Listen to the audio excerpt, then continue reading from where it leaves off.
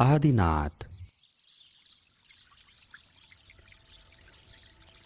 झरने की मधुर ध्वनि, नदी का कलकल प्रवाह, सुंदर वृक्ष, मनोहर विभिन्न प्रकार के फूल, हिरण, खरगोश आदि प्राणियों का वन में निर्भय विचरण एवं इन सब के बीच ध्यान मुद्रा में विराजित आचार्य स्वरूप गुप्त, यह दृश्य स्वर्ग के वैभव से भी अधिक मनोहारी है।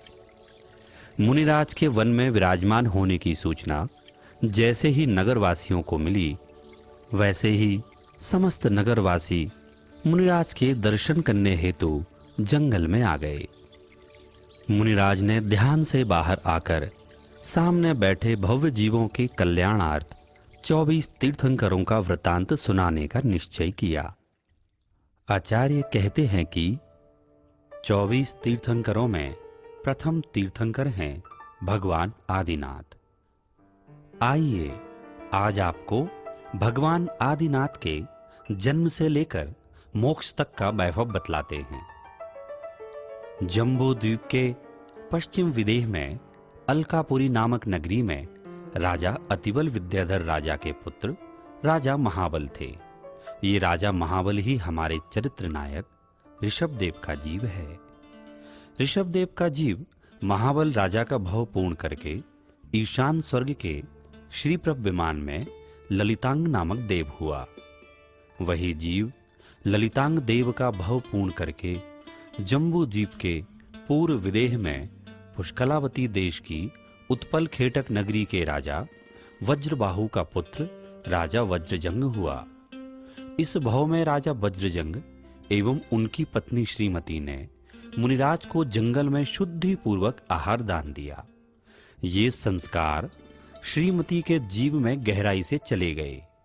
ये ही श्रीमती का जीव आगे राजा श्रेयांस होगा।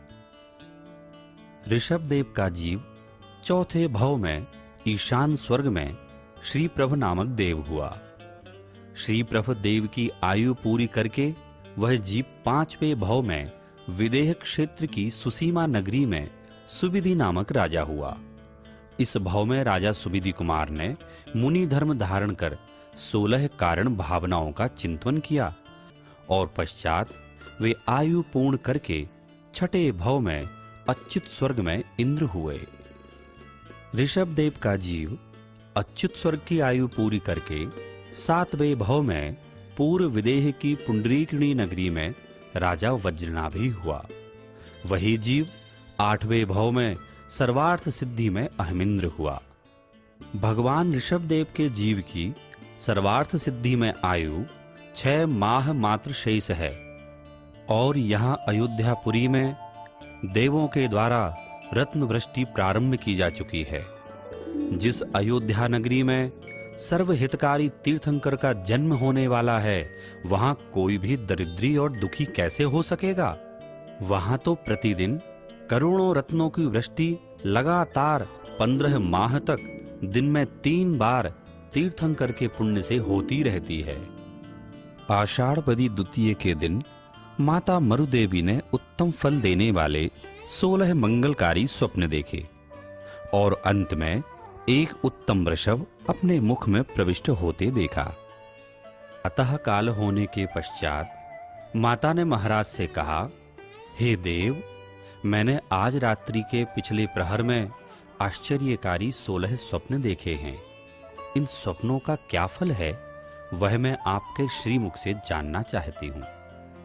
तब महाराज नाभिराय ने अपने अवधि ज्ञान द्वारा उन स्वप्नों का उत्तम फल जान लिया और कहा, हे देवी सुनो, तुम्हारे गर्भ में इस भरत क्षेत्र के प्रथम तीर्थंकर ऋषभदेव का जीव अवतरित हो चुका है और वह जीव सर्वगुण संपन्न, प्रतिभावान, अतुल्य बल का धनी और केवल ज्ञान लक्ष्मी को पाने वाला होगा। यही इन स्वप्नों का फल है। क्या माँ के गर्भ में बाल तीर्थंकर को पीड़ा नहीं होती? माता मरुदेवी के गर्भ में दिव्य तीर्थंकर विराजमान है।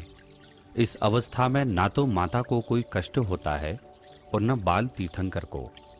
स्वर्ग के देव देवी तो माता की सेवा करते रहते हैं। जिस प्रकार पूर्व दिशा से दैदीप्यमान सूर्य का उदय होता है, उसी ही प्रकार माता मरु देवी के गर्भ से चैत्र कृष्ण नवमी के दिन बाल ऋषभ कुमार का जन्म हुआ। 3 ज्ञान के धारी बाल तीर्थंकर का जन्म होते ही तीनों लोकों में आनंद छा गया। पृथ्वी आनंद से उल्लसित हो उठी और समुद्र उमड़ पड़ा। आकाश निर्मल हो गया, 10 दिशाएं प्रकाशित हो उठी। प्रजाजन हर्षित हुए और नरक सहित तीनों लोकों में शांति छा गई। कल्प वृक्ष से पुष्प वर्षा होने लगी, सुगंधित वायु बहने लगी। स्वर्ग में इंद्र का सिंहासन कंपायमान होने लगा। तुरंत ही इंद्र ने तीर्थंकर के जन्म स्थान पर पहुंचकर उन्हें नमस्कार किया और जन्मोत्सव को अति भव्यता पूर्वक मनाया। समस्त अयोध्या नगरी दिव्य बालक के जन्मोत्सव के आनंद में मग्न है, क्योंकि अब समस्त जीवों के कल्याण का अवसर जो आ गया है।